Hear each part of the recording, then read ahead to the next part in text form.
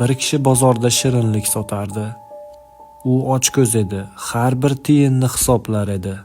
Bolalar uning do'koni oldida to'planib, bitta konfet so'raganida juda ham g'azablanardi. Keyin bolalar uning do'koniga yugurib, gaplar bilan chalg'itishdi. Qolgan bolalar esa shirinliklarni o'g'irlashdi. U birdaniga hammasini kuzatishga ulgurmasdi. U qo'llarini silkitib bolalarning orqasidan quvlar edi, lekin hammasini tutishga ulgurmasdi. U hech narsa qila olmagani uchun juda g'azablangan edi. Kechqurun do'konni yopayotganida unga uzun paltoli bir chol yaqinlashdi. "Ko'ryapman, seni o'marishyapti", dedi qariya. "Men seni bitta tilagingni bajara olaman." U hatto hayron ham bo'lmadi.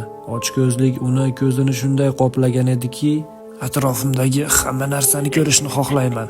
Birorta yosh bola mendan hech narsa o'g'irlolmasin", dedi u. Chol kichkina qutini olib chaqnatdi va qorong'ulikka g'oyib bo'ldi. Ochko'z savdogar yelkasini qisib uyiga ketdi.